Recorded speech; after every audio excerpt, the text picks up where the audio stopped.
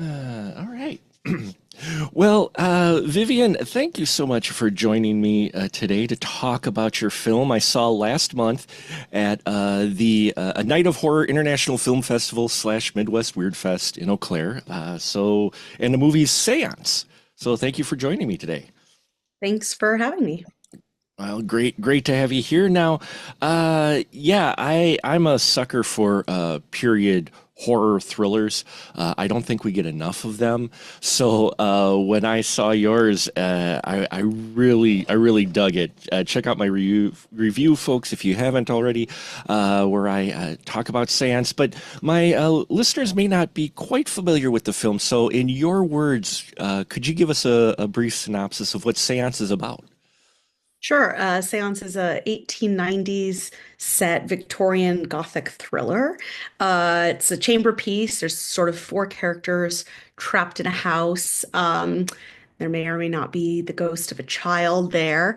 And it's very much in sort of this, I would say it's sort of like turn of the screw meets those like 1960s um, psychological thrillers like The Original Haunting from Mm. 1961 or even earlier Gaslight with Ingrid Bergman. Oh. So if you like those kind of like throwback psychological thrillers, I guess The Others with Nicole Kidman is sort of a more recent Mm. example. But it's that kind of a film. And, as these characters are sort of trapped in the house and they're dealing with ghosts or potential ghosts, there's also, an element of them maybe dealing with the ghosts of their past and regret and figuring out what they want to do with their relationships. I liked it. It did have a bit of a almost a gothic romance type of feel to it as well, especially between our two characters who definitely have the history between them, Emma and George.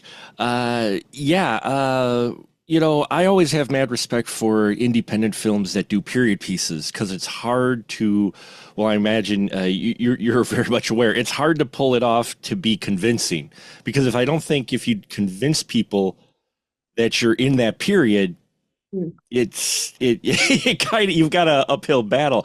How did you go about did you do some research and that for costuming and this location? I was wondering what you went about to help capture that Victorian feel.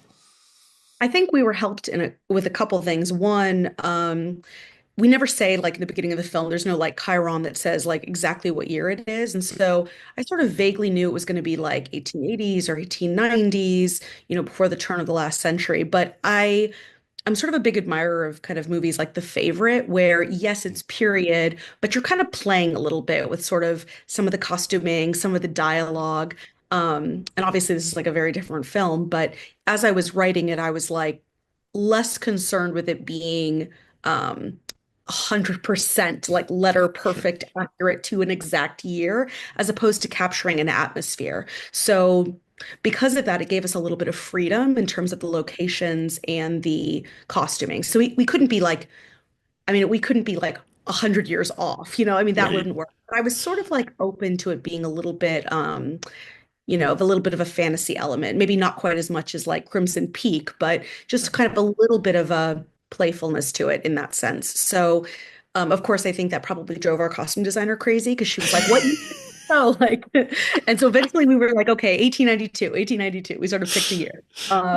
But yeah, the costumes are a little bit like there are some sort of things with the costumes that if you literally looked at fashion designs from 1892, you may not see certain elements of the costumes represented. But yeah, it was just sort of capturing a quality, I suppose, and finding the exact pieces that were right for each character. So I had an amazing costume designer. Her name's Nina Fuller. She went to every single rental house all over Los Angeles because one of the big challenges to do period on a lower budget is like if this was Crimson Peak, all of the costumes would be built, right? Built, Like they yeah. would be designed and sewn and created from scratch, but we couldn't afford that with our film. So poor costume designer had to go, literally went to every single rental house all over LA, which I went with her. And yeah, just looked at like every article of clothing that could possibly work. And the way that she pulled things together and tried things and ultimately landed on the looks. she spent many, many, many hours. So I was so happy with what she did. And then yeah, the same with the houses. Like again, the normal expensive way of doing this would be to build the interiors on a soundstage, right? That's what they did with the original The Haunting. That's what I think that's what they did with the others. That's what they did. I mean, that's what they did with Crimson Peak. Like that's what you do with these kind of movies. But once again, no, we had to find the houses. So we could not find in Los Angeles County, we could not find one house that had all the rooms we needed. So we actually ended up filming in three different Oh, houses. wow.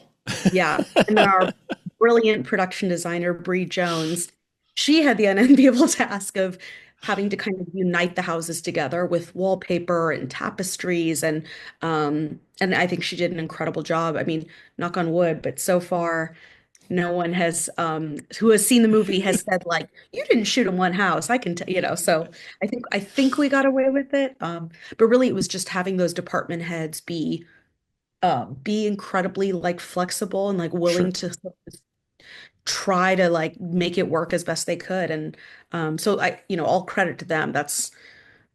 I couldn't have done it.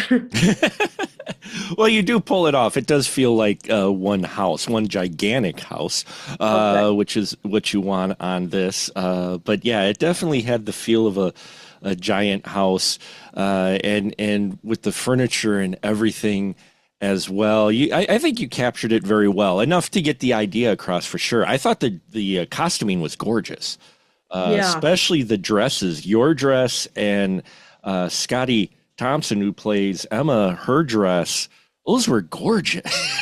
They are really incredible. Yeah, and I mean, Nina did all kinds of like sort of little tweaks to them, Mhm. kind of make them really specific to our characters. Like I remember like the huge sleeves, she's kind of kept coming in and like trying to like puff them up even more because we really wanted the character of Lillian to be like a doll, right? Like one Right. of the dolls that Hazel has in the room. Whereas with Emma, we want it to be a little bolder. She has quite a low neckline in that dress, which is, she's a very modern woman for that era. And we wanted, the playfulness of like, her Sure. neckline, um, and sort of her jewelry also to kind of reflect who she is as sort of a woman ahead of her time. So yeah, again, Nina did a brilliant job. And your guys were styling too, Connor and Jilon, the two gentlemen in here. They were looking quite dapper, as they would say. I liked their costume as well. Yeah, the whole costuming, everything just looked gorgeous. I'm so Especially the way it was shot too, and your cinematography. Did you have a cinematographer in mind when you shot this? Because like I said, it looks amazing.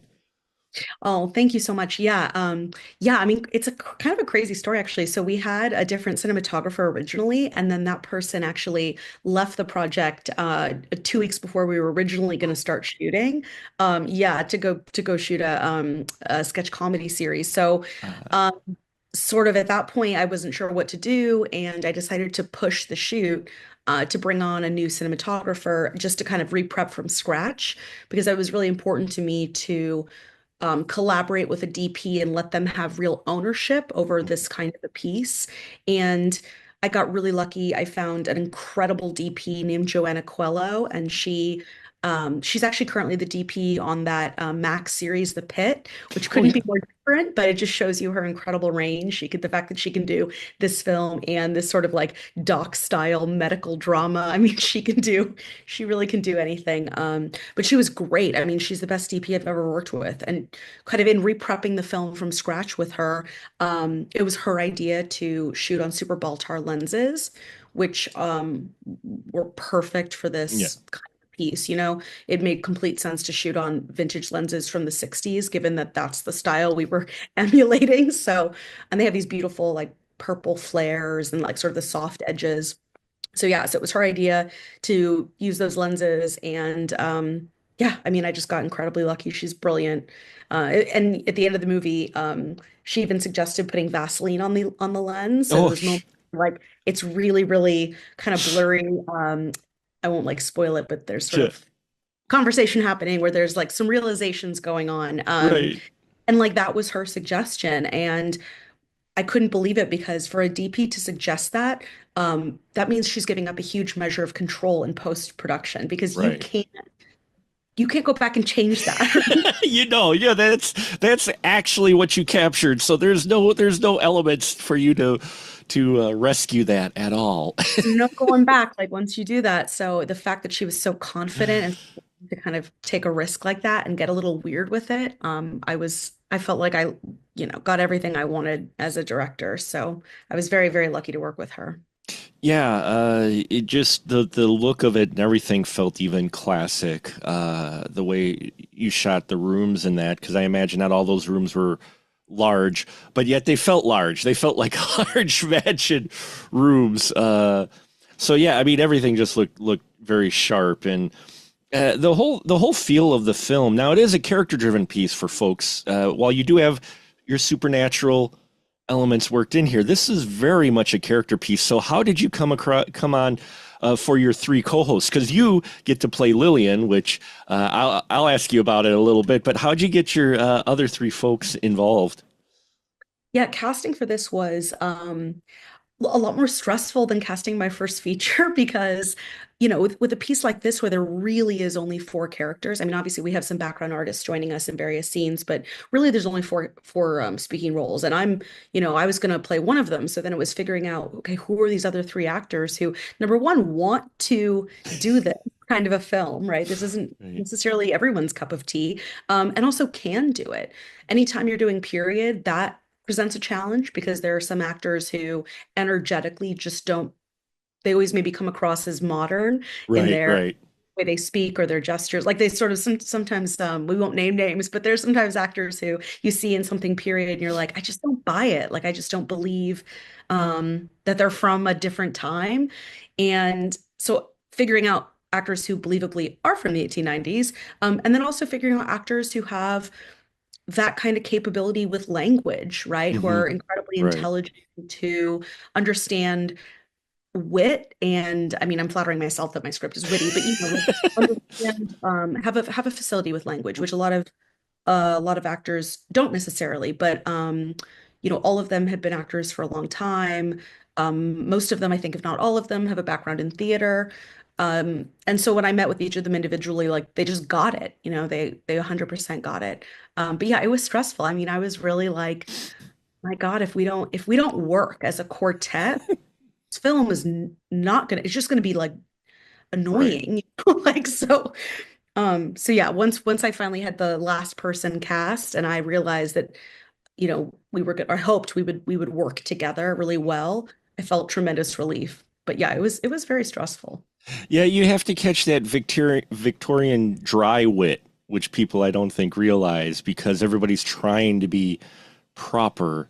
And yet you've got the tension and people don't want to yell at each other, yet they want to stab at the other one verbally. And so you get some of those tension moments, especially like around the dinner table when you have that initial scene where they're around the very elegant dinner table. Everything is elegant in this film. I was watching the, just very impressed with everything with it, and especially your performances. Yeah, you four really got together well, especially Scottie Thompson Mm. was her performance. I was just like, holy, everybody was really great, and but her for some of her scenes, I was just like, wow, okay. Yeah, she's a really extraordinary actress. Mhm. She kind of going back to the challenge of casting is our casting directors were amazing, but they sent me a lot of tapes of actresses that I didn't feel were particularly, like, they didn't come across as particularly intelligent, right? So it was sort of like, I don't believe that this is you have to buy that, okay, she's of the period, but she's also a woman ahead of her time. So Right. you know she's got to be you have to believe her as this like female novelist. And it was just really, really tough to find someone who conveyed that kind of intelligence. And Scottie, in real life, went to Harvard, and she's like, an incredibly, as well as a brilliant actress, she's like a very, very bright person. So, I mean, again, it was just like a relief when I, saw her work, saw that she was, she had everything as an actress that you want, the intelligence and the vulnerability and the fight, like Mhm. she would give Emma give as good as she got, right, as Emma. And yeah, she's a really, really special actress. And every time I see the film, I notice new things in her performance. Yeah, she definitely has a presence to her character in this film. That I'm sitting here watching this, going, "Oh, now you got to make a Mary Shelley film with her," because Oh gosh. Do you know anyone who will fund it? I'll do it. Yeah, God. but I I also haven't been paid a lot, but yes, yeah. why not? But I also, oh, excuse me. But I also really enjoyed your performance. And when it was one of those where you're directing and you're playing Lillian, whose grip on reality really starts to, too many spoilers, but starts to slip throughout the course of this night. How do you manage that? I've always find it interesting when you're directing and then you've got an emotional scene, like especially later on when we see Lillian just like, yeah, in that state of mind. I mean, how do you transition from that and then go, cut? Okay, no, now I want to go back and do Yeah. this. Yeah, I think I mean, I guess like the way I think of it is just sort of there's just sort of like the two things are always occurring. So instead of it being like actor mode, director mode, actor mode, director mode, like I sort of think of it as like just kind of two layers of soil and like Oh, they're sure. both coexisting. And so Hmm. you're just kind of like, I don't know, kind of just ogling more. Like I think the more you can just sort of not think of it as any kind of switch or like abrupt transition, then the burden's off. I Sure. mean, I think it was probably weird for maybe some of the crew. Like I'm not sure, but I think they've probably been on enough sets now where it's more and more common these days for actors to direct. So yeah, I mean, I'm sure I mean, there was a director friend of mine who's brilliant. She also works on occasion as a boom op, and we needed a boom op to fill in for a few days, and so graciously she stepped in to do it. And but she kind of came in towards the end of the shoot, like for some of those more intense emotional scenes. And so I think she was like, at one point I was like, "Hey, how are you?" Like I like sort of finished Yeah. some crazy scene, and then I went over and was like, "Hey, how's it going?" And she's like, "I don't know how you're doing this." Like disturbed because like she just dropped in at like the climax of the movie.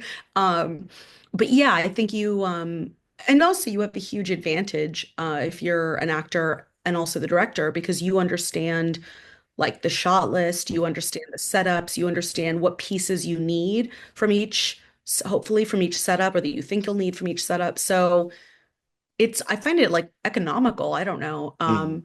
But it was also an extremely difficult shoot. Like we didn't have very much time. We were being really ambitious with the number of shots we were trying to do every day. Um, so I think if I had been playing a character that was like some sort of Zen Buddhist, like I'm not sure it would have worked as well. But because everything was quite stressful, um, and I was quite anxious during a lot of the shoot, it just worked, Sure, because sure. sort of like, well, so's Lillian. So it was just like anything going on with me, I just was like, well, just like slide that characteristic into Lillian. So yeah, it just worked, I guess. But yeah, if I don't know if I was supposed to just play like a very, very calm, like unperturbed person, and maybe maybe it would not be good to direct. I don't know. Yeah, I guess you did have your stress that you could just tap into for Mm. it, so that I could see where that would be helpful in the motivation for it. And your two male leads, are impressive as well. I enjoy the difference between them, between that you have one more of the manly man, and you have the other who is more of the kind man. Did you tap into people maybe that you knew when you were writing these parts for those roles, or was it just I want to write this type of character? Yeah, no, nobody real that I know of, although, who knows, things I'm sure filter through my subconscious. But I'm hoping nobody watches it and like recognizes themselves. Yeah, no, but I did like that idea of exploring sort of two very different kinds of masculinity. Like that was super interesting and appealing to me, and not something I've really explored before. And I, didn't explore anything really like that in my first feature, Scrap. Scrap is very much about like sort of one woman's journey. And there really isn't any significant relationships between two men in my first film. So yeah, it was such a pleasure. Like, one of my favorite scenes to direct was the conversation between the two men on the couch. Mm, And I think we had like, half a day to shoot that. So it was like the one time where we did have, it felt like almost all the time in the world, and we could really sit there and luxuriate, and and they don't have any blocking. Like they just right. sit and talk. And it occurred to me I don't think I had ever directed like two straight male actors talking about what it is to be men. I was like, this is great. Like I was like, I'm so like, and to like as a woman to direct that, like it was so interesting to me. So yeah, and they're both like again, really intelligent, really nuanced, thoughtful, well-prepared actors. Like they both came to explore. And so it was a real pleasure to direct them both.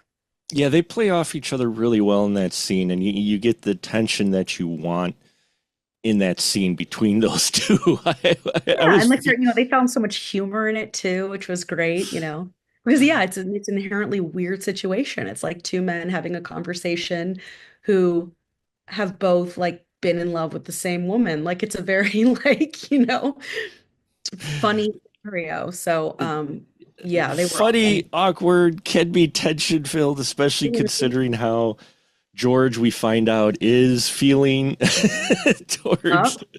Emma had that. And then I liked the supernatural element in here that you didn't do too much. How much of that was conscious choice and how much was that budget choice? Definitely all conscious choice. I Mhm. mean, yeah, I mean, I mean, if I was doing things for budget, I mean, I wouldn't have written a period piece. I mean, let's be honest. Yeah, yeah, but no, I've always been a huge admirer of how in the original The Haunting, the 1961 The Haunting, not there's like Yeah. 10,000 hauntings Yeah, now. there's yeah. But the OG, the 1961 Robert Wise Haunting, you never see the entity. Like you never see the thing that is in the house with them. It's only ever done with sound design and then a little bit of like they mess around with the door. Hmm. um, but you never see it. And yeah, it's like it's incredibly effective. And not that I don't love movies like Crimson Peak, right, where you have sort of the CGI ghosts and whatever. This I just really, really wanted to try to be one of those movies. The same with The Innocents, like it's very much about the sound design, the lighting, the mood, and about these sort of psychological horror films do a really good job of externalizing the emotions of the characters Mm-hmm. to the extent that the character doesn't really understand if they're sort of projecting or if they're actually hearing things. Like it really, it's an interesting genre to kind of, I think, explore like the interior life manifesting outside of characters. So that was all intentional. I wanted to kind of write a script that attempted to do that, and then just steal from the best movies. Gaslight, just Suspicion, just reference and steal from, the best of that genre and kind of mix it all up in a blender. It's not stealing, it's paying homage. That's An how homage, yes. paying homage, being influenced. There you go. Not stealing. However you want to spit it. No, I recognize a number of those classic films. It just has that classic feel to it. And, especially with it being character driven, it reminded me a bit of Hammer horror type Mm, stuff to where same thing, very lavish sets, lavish costuming, usually character driven. There's some makeup worked in there, but usually it's people just acting off each other, and that's what you have here, and that was what I really enjoyed quite a bit, because you're still interested. I think your cast and all these elements that we talked about so far help you keep you interested in Seance, because if you falter in some of those spots, people may like check out or they start looking at other things instead of, oh no, we have this intriguing relationship between four people that I was like, okay, where is this going? yeah, and I mean, hopefully by design, each scene, especially the beginning, you learn a new piece about each character, so that, ideally it's like an onion where as you're going through, you're sort of like, oh, like that, there's like little misdirects that hopefully Mhm. keep it engaging. But yeah, I think you also have to like these kind of more slow burn thrillers. Like, I'm sort of hesitant to even call it horror, although technically it is, because I think we expect horror these days to be like, it's like there better be a jump scare every 3.5 minutes, otherwise like, and I think we only have maybe like three, I think, in the whole film. So, If that, yeah, yeah, yeah. yeah. So you have to kind of um, be interested in that kind of, Mm. psychological nuance. So, yeah, so it's either your kind of film or it's not. But I think also the people who go back and watch those older films, Mhm. I remember having a moment in our edit when I was kind of deciding on like sort of the tone and what takes for different performances I wanted to use. There was sort of a moment where I just kind of thought like, God, like, is it too much? Like, is it too melodramatic? Like, do I need to choose maybe takes that are a little bit more subtle with the acting? And then I went back and kind of rewatched a little bit of some of those older films, and I was like, Mhm. no, we're good. Because you forget like the style of some of those, like, wow, like by today's standards. So I was like, you know what? No, we're like, we are incredibly subtle compared to those films. So I was like, we'll be fine.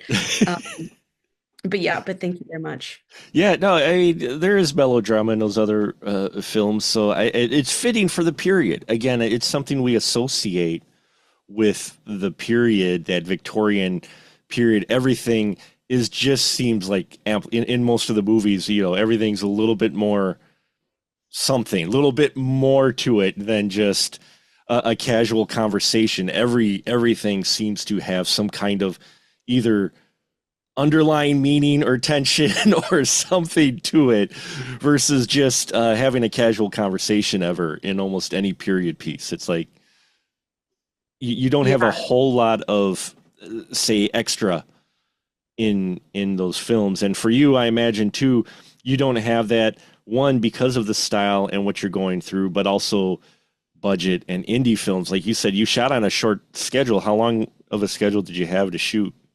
We shot it in 19 days, which, yeah. So even though it sort of takes place in mostly in one house, we still Right. have, again, not to reveal it, but like the beginning and the end of the film take place on a beach. Hmm. And we had some complicated stuff. We had one day we had a child actress, we had underwater work, we had stunts, we had we had a jib and steady cam, and we weren't, we were shooting different ways, different days, right? So like Hmm. sometimes we were on sticks, on a dolly, handheld. Like it was just every day was different. I think there was, it was rare that we could kind of just stop and then kind of pick back up the exact same way the next day. So that was, I think, part of the stress, although it was also a pleasure too, because I learned so much as a director on this film. Hmm. Well, and that's what I was wondering is how do you go from scrap to this? Because they're completely different films. Yeah. Well, so I actually wrote this in 2020 during lockdown. Oh, okay. And which now in hindsight, I'm like, yeah, this is a film that you would write when you were in Yeah. lock. Like it's, thematically, it's like, right. And I think that was part of it too. Like, I don't know about you, but during that time, I remember, so many people were, either falling in love with someone they were in lockdown with, or marriages were dissolving, or, people were breaking up or getting together, all kinds of um relationship drama was occurring because people were trapped in close quarters. So I think like that was lurking a little bit in the back of my mind. But actually, I wrote it in 2020 and then shot Scrap in the summer, towards the end of the summer of 2021. So before Scrap was even shot, the script was done and sitting there. And I was lucky that Scrap was successful enough that some of the investors were interested in like what my next project would be. And I was lucky enough to have this script. And then I kind of lied to myself. I was like, well, Scrap had like so many locations. Like this one's going to be like so easy. Like there's only one location really. So you kind of like lie to yourself that it's going to be so easy. But like once you rapidly figure out that like once you're trying to do anything period on an indie budget, it's like, like Yeah. you're good luck. So yeah, it was yeah, it was sort of a fast switch between the two, but there's no way I could have written Seance wall on the festival circuit Sure. with scrap. Like it energetically, like it wouldn't really, have made sense. So, um, yeah, I'm just glad I already had the script ready to go. You would Didn't have feel been you a would have been in a switch. different mindset than being locked down. Uh, Yeah. that would be a bit tough. Speaking of easy, I always ask this because it's always a trick. Was there one scene or one thing that you planned on shooting, not to give away too many Mm. spoilers, but one scene where you thought it was just going to be, well, this is going to be just hell to shoot. This is going to be really difficult. But then it just like went off without a hitch, like water. It's like, wow, okay, we nailed that. I think I was a little nervous about oh God, now I'm like, how do I talk about this without revealing okay, well, the stunt in the movie, there's Oh, a okay. Hmm. big impactful stunt. Um, and I was nervous because I'd done little things like stunt things, like slaps and kicks and Sure. that kind of thing, like basic hand-to-hand combat stuff. And like obviously in theater school, we did, rapier and dagger or whatever. But like in terms of like having a stunt coordinator and a stunt person come in to do something that is potentially dangerous, this was the first time, and I trusted them. I knew, we Right. had found someone great to do it, but yeah, it made me nervous because I was just like, oh, well, number one, I was, wanted to make sure they were safe and everything.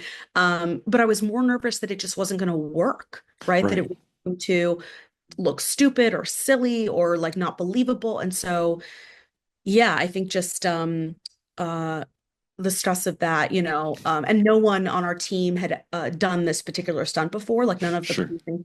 So it wasn't like I had anyone who could reassure me, like, so I was a little bit like, oh God. And then again, you get lucky because our stunt coordinator, like he's got an IMDb list a mile long. So like this is like kids play to him, he's like, what? I'm not on fire? Like so it's, I mean, this is like for them, it's like nothing. So yeah, we did it. And then I looked, we had multiple camera angles, so the person did not have Right. to do Yeah. it too many times. And we looked kind of quickly at the footage before we moved on, and it was great. I was like, oh, thank God. It was like such a relief. 'Cause, at that point, there would not have been a way to change it, like Right. there's not going to be another way to make that happen without a stunt. So I was like, oh God. But yeah, it was great. And also it was just such a good reminder that like when you hire someone who's really, really good at their job, Mhm. they deliver. Well, yeah, and it's a key scene too. So you out of all your scenes, you really want to nail that one for sure because it's a key scene with that stunt. Yeah. And And if it didn't work, it's like, again, it's like, what the hell would we have replaced it with? Like, now what are people you watching this are what gonna are be you like, what are they building up talking to? about? Yeah. What are Yeah. you Like, building up to? Just eh. yeah. just If just it to didn't trade work, words.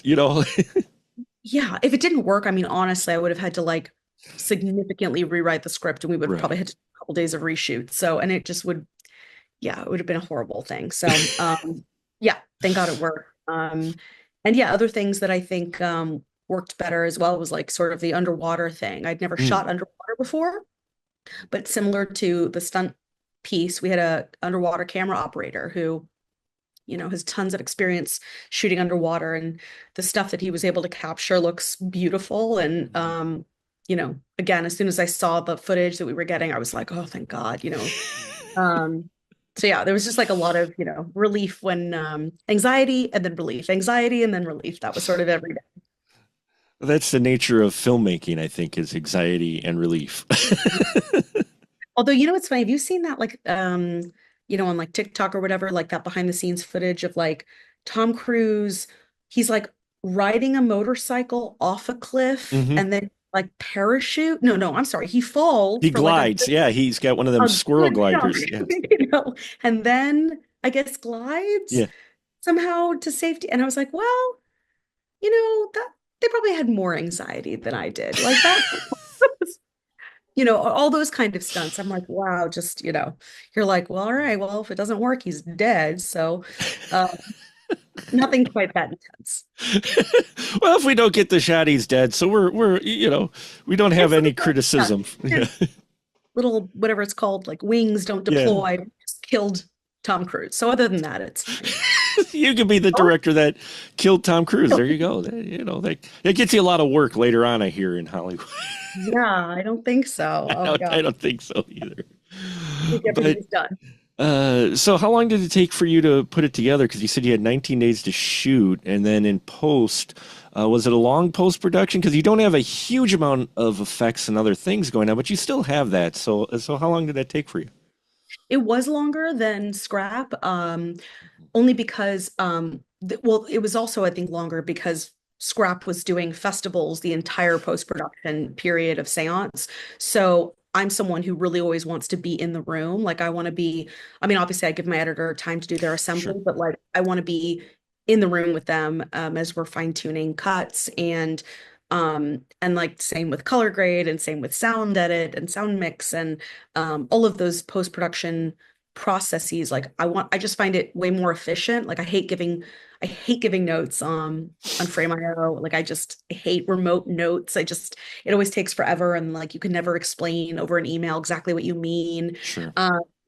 And so much of the process is tweaking things, until you take it too far, then you realize, okay, that doesn't work, take it back. Like, so, and that was just difficult when I was on the road, constantly going to film festivals. Right. So I think even the edit took us 5 months, whereas I think the edit for Scrap, um, I mean, I think we had a pretty decent assembly cut within a month of wrapping. Mhm. So the edit for Scrap probably only took us maybe like maybe 2.5 months. So this took double just because I just was gone. So yeah, so luckily everyone involved in the post process was like really patient with me um I think also it was maybe a good thing to have more time so that I could be more thoughtful. Mhm. Hope I don't know, maybe they'll disagree. Um, but yeah, it was definitely a different process for sure.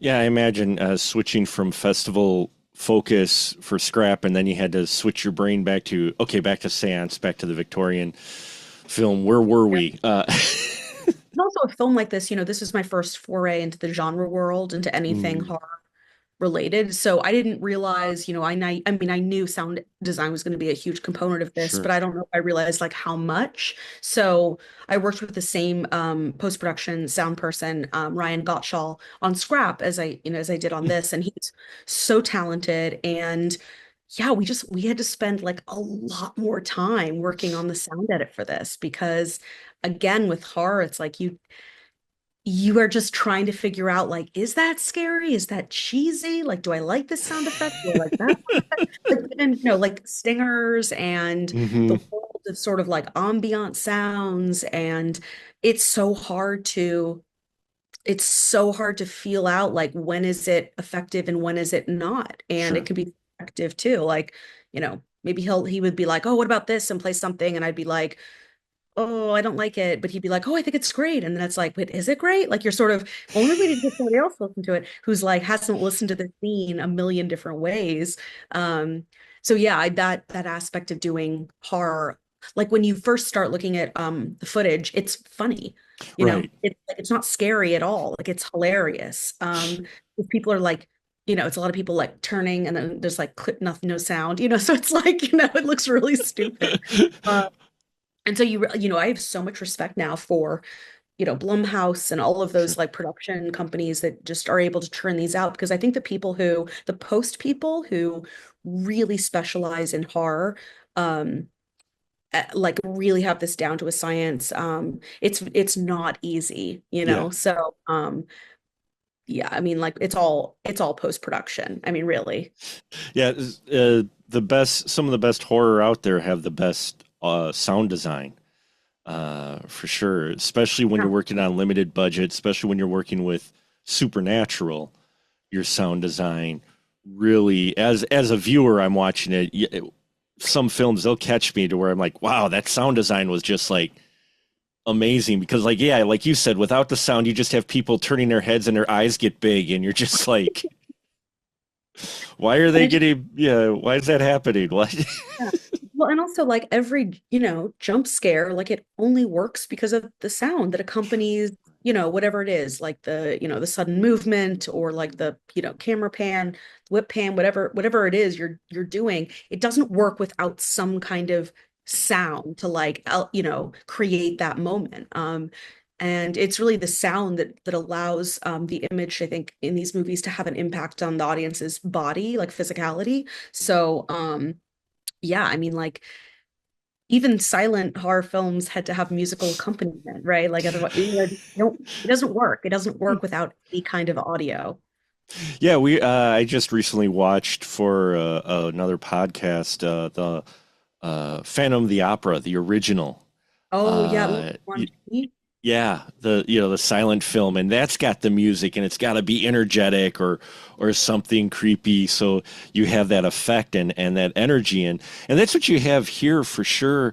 You have your sound design and your look to help create that atmosphere, but you also have your music as well. Did you have someone picked out for your score as well? Because the score for me, I'm a big score guy. I mean, you could tell my physical media, but I love movie scores, and this one really fit. And I think that can just add that extra punch to whatever you're doing. Did you have someone in mind for that? How'd you go about with the score? Yeah, so unfortunately, again, it's like, a film, if we had had a bigger budget, I would have loved to have been able to hire one person to kind of do the entire Sure. score. But what we ended up having to do was sort of hire people to do different bits Mm, and, kind of give them, some of it was money, some of it was availability. You're kind of like, when you're not paying people a lot of money, you're working around their schedule. So it was sort of just trying to figure out like what are some instruments, what are some styles. When we edited it, we had temp music that we pulled, that we tried to get as close as possible to, which now I can't remember some of the. I know we used a lot of music from, gosh, that Daniel Radcliffe movie, The Woman in Black. oh yeah, yeah. Hmm. We stole some of a lot of their instrumental music for our temp score. I think we stole a little bit of music from the others. Um, and so you're trying to find music that is sort of similar Hmm. tone and instrumentation that you want your final product to have. And so that was helpful because then, when like I remember there was like one sort of key sequence that I was asking somebody to replace.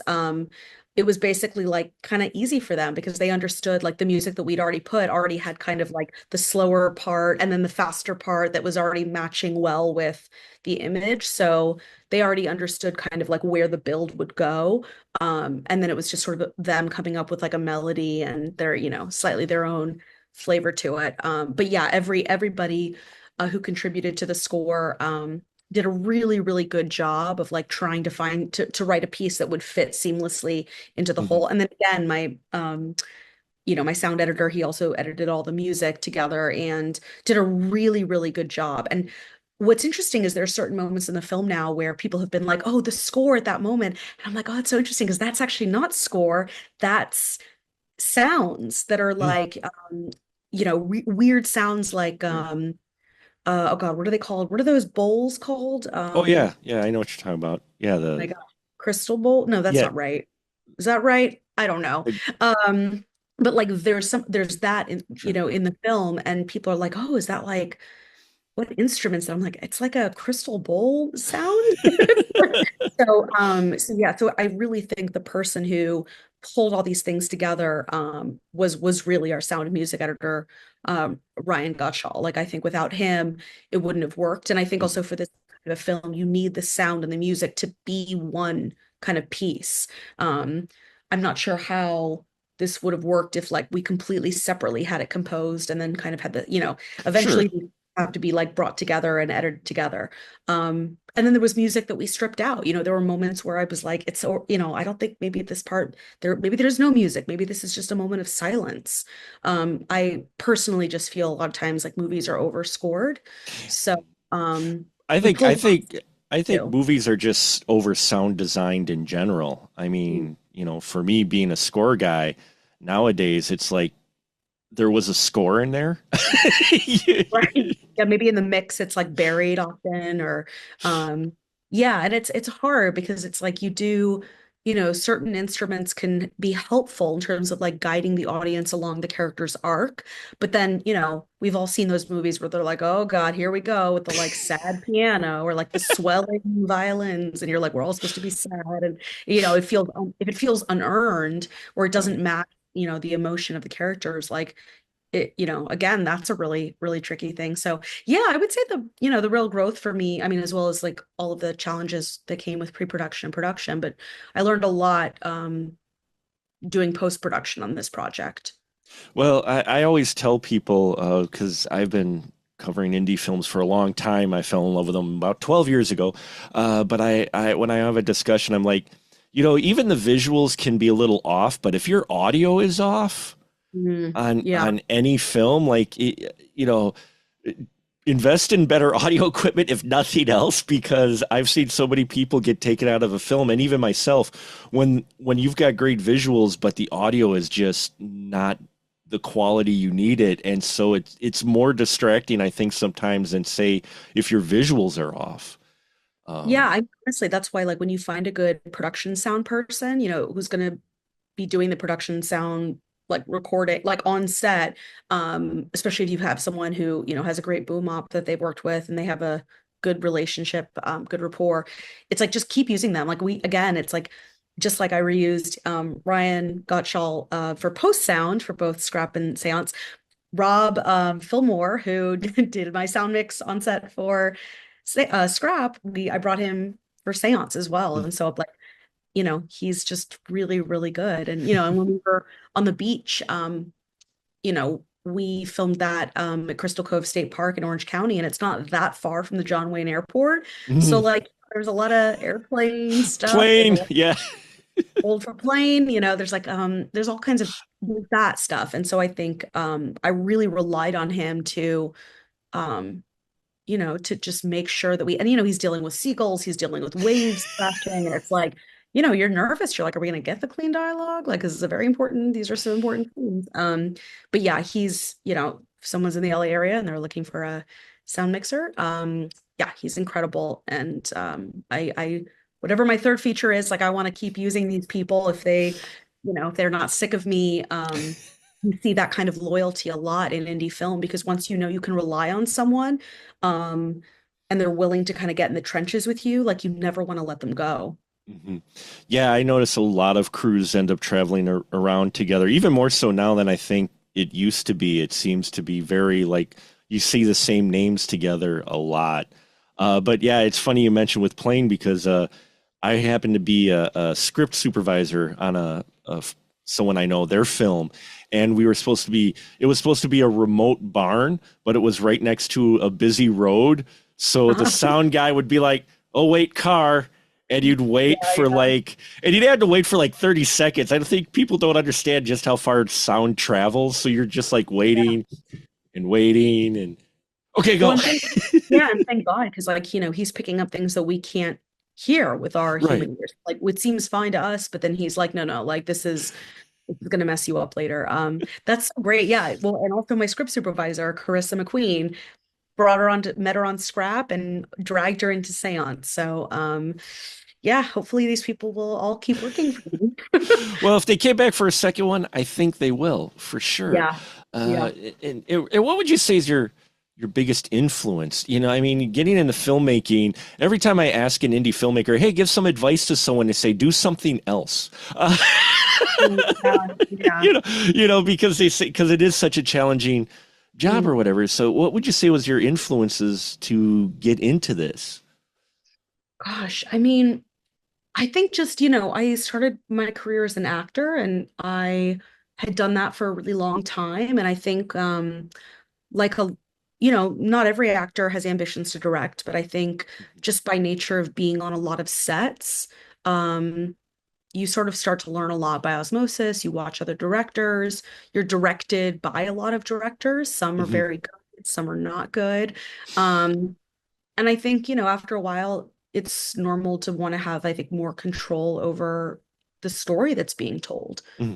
especially I think one of the biggest influences is like wanting to like protect the story, protect the film, make sure that, we're trying to deliver a product that's as high quality as we can, given our budget Right. limitations. Because I think for, as an actor, I had been on projects that I thought could have been 20% better with just a few, maybe better leadership, better planning, whatever it Sure. is. So, um, you sort of like look around and you're like, well, maybe I could do this. Maybe I think I could maybe do this like at least as good as that person's doing it. Um, but I think, yeah, it's a real, I think also too, like, my background was in theater, Mm, when I was an undergrad, and I love ensembles. Like I love working with a group of people. So a directing is such a privileged position because you get to work with everyone, right. where like they might only get to work with like production people only work with production people, right? Or post people might only work like editors don't get to work with anyone, right? Except the director, producer, sometimes AE, and so like, but the director, you get to go on the whole journey. Like you get to go, which is rough because you can be on one project for like years and years and Right. years, until you're like, oh my God, why did I even want to do this? But like, but yeah, but like you are the sort of the one role where you get this like really, you get this incredible vantage point to see these amazing artists and technicians be incredibly good at their job. And Mm. you get to learn from all these people.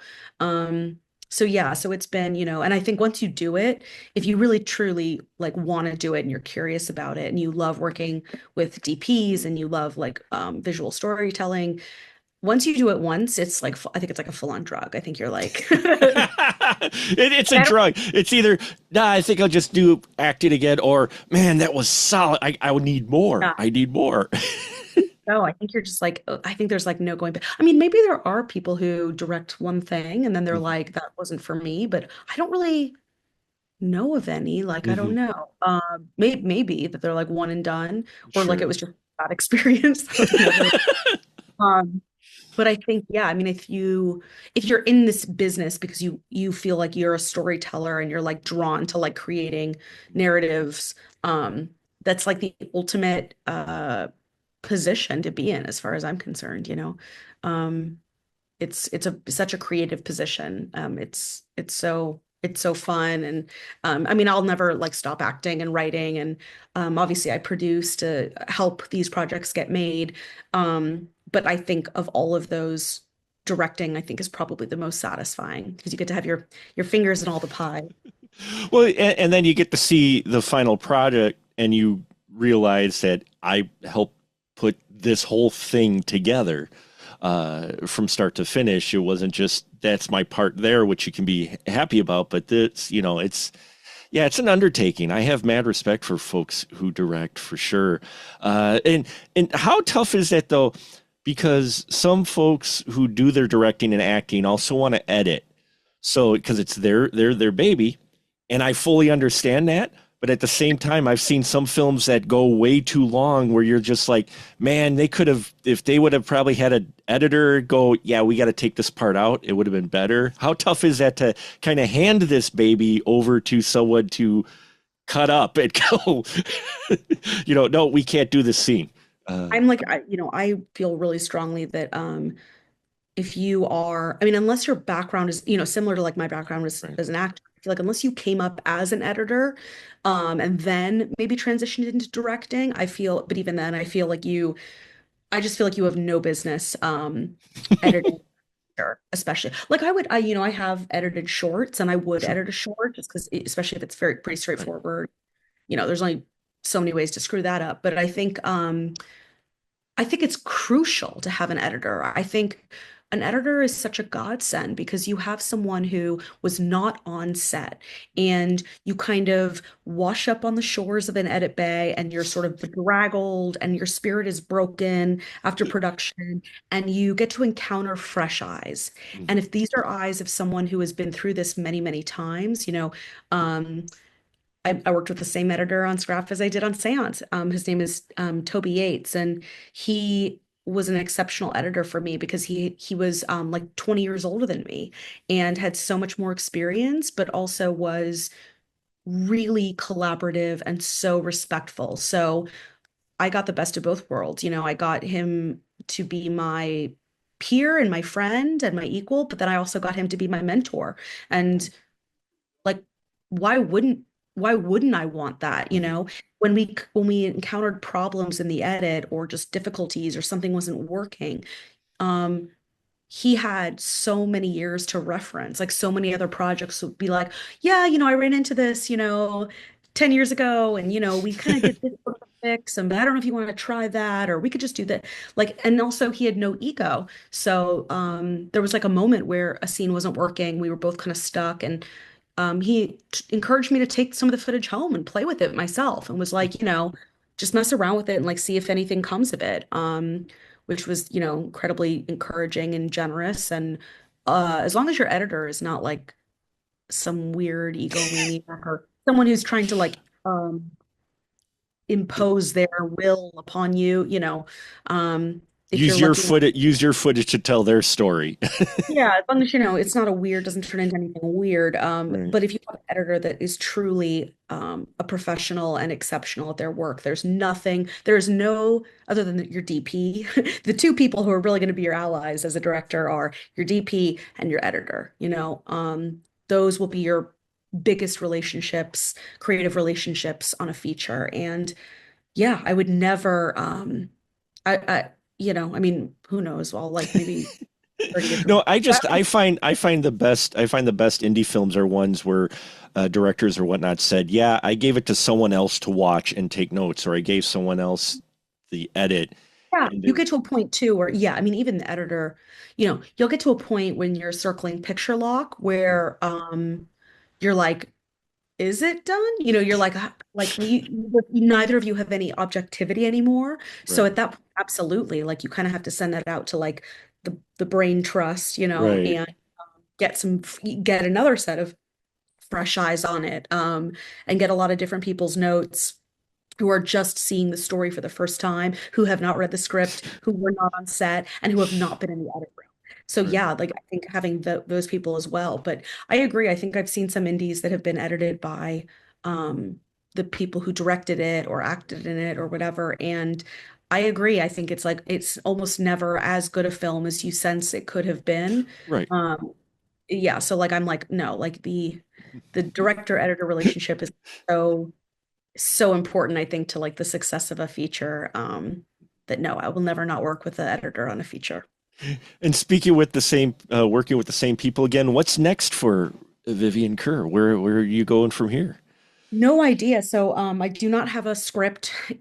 hanging out like I did with Seance. So right now, Scrap is available, just became available in December on VOD. So people can rent it and buy it on iTunes, or not iTunes, Apple TV now. And It's on uh, Amazon too. I saw. Yeah, Amazon, Fandango at home, all of those platforms. So I'm still kind of pushing Scrap's launch and doing festivals with Seance. We're going to have our international premiere at Fanespoa in Brazil this weekend, actually. I am not in Brazil, but Oh, you're not in Brazil. I was yeah, like, oh wow. no, unfortunately, I couldn't make it work. But that's a great festival. It's like the biggest genre festival in South America. So very grateful for us to have our international premiere there. And then we have a few more festivals coming up, which we're going to announce soon, including one here in LA. So yeah, and then Seance will be doing festivals probably until the rest of this year. And um, although I like the idea of maybe getting it distributed in October, it might take longer than that. So hopefully by the end of the year, Sans will be on video on demand as well. And then It, yeah, it and then who knows? I'm contemplating some ideas and writing some things, and I would love to have before the end of the year, I'd love to have a third project kind of in the works. Well, this has been a pleasure, Vivian. Where can people follow you and keep up with your work, and where Seance is going to be showing next, and all that fun stuff? Sure.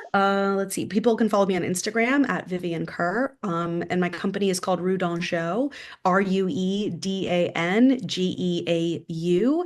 And we're also on Instagram at Rudon Show. And all these projects and their various websites and screening dates and all of that are all on rudonshow.com.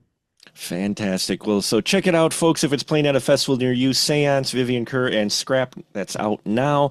I didn't get a chance to watch all of it. I watched some of it. I did rent it, but I wanted to try to. It's just schedule didn't work out. But what I saw, yeah, they're two different films, but two very enjoyable ones, and this has been a pleasure. So check it out, folks, and links and stuff and all that will be in the body of this this video. So thank you very much, Vivian.